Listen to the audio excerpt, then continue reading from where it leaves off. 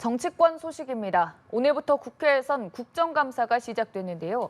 여당은 전 정부에 대한 감사를, 야당은 현 정부에 대한 정밀 검증을 예고했습니다. 네, 시작부터 여야가 맞붙는 모습인데요. 국회 취재기자 연결해보죠. 나경열 기자. 네, 윤석열 정부 출범 이후 첫 국회 국정감사가 시작됐습니다. 14개 상임위원회가 정부 주요 부처 등 783개 기관을 대상으로 3주간 국정감사를 실시하게 됩니다. 감사원이 문재인 전 대통령에게 서면 조사를 통보한 사실이 알려진 뒤 정치권 갈등이 최고조로 치닫는 상황에서 시작한 국감이라 상임위 곳곳에서 여야 간 충돌이 예상됩니다. 특히 윤석열 대통령의 해외 순방 논란을 다루는 외교통일위원회가 진행되고 있는데 여야 신경전이 벌써 치열합니다. 민주당은 국회에서 해임 건의안이 처리된 박진 외교부 장관이 피감기관장 자격이 없다며 퇴장을 요구했고 국민의힘은 구속력 없는 사안이라고 맞받았습니다.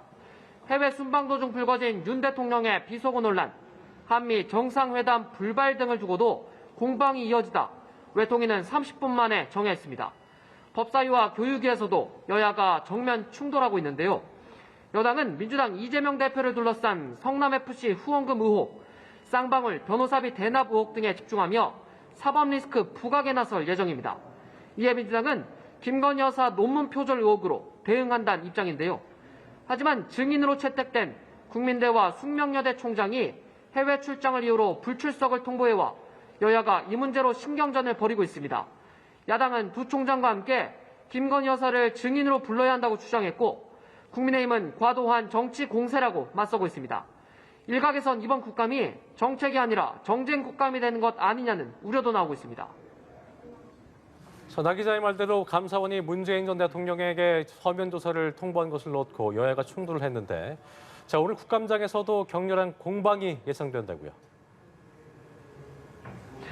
네, 그렇습니다. 감사원이 문 전 대통령에게 서면 조사를 통보한 사실이 알려진 뒤 여야는 연일 강하게 맞붙고 있는데요. 특히 야당 분위기가 격양돼 있습니다.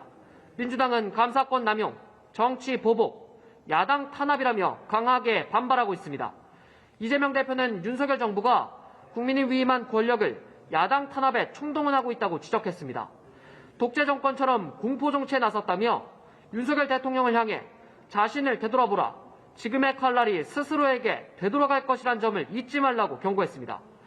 여야가 격하게 충돌할 걸로 보이는 감사원 국정감사는 다음 주 화요일, 민주당은 감사원 국감 직후 공수처 고발에 나설 계획입니다. 또 감사원장의 사퇴를 요구하기도 했습니다. 반면 여당은 감사에 성역이 있을 수 없다는 입장인데요. 주호영 원내대표는 서면조사 통보를 받은 문 전 대통령이 불쾌감을 숨기지 않았다는 점에 대해 과민 반응이라고 했습니다. 문제가 없다면 있는 대로 말씀하시고 답변하면 된다며 화를 내시는 것 보니 해수부 공무원 피살 사건에 문제가 많은 것 같다고 말했습니다. 여야 갈등이 최고조로 치닫는 상황에서 시작된 국감, 여야의 격한 대립이 예상됩니다. 지금까지 국회에서 전해드렸습니다.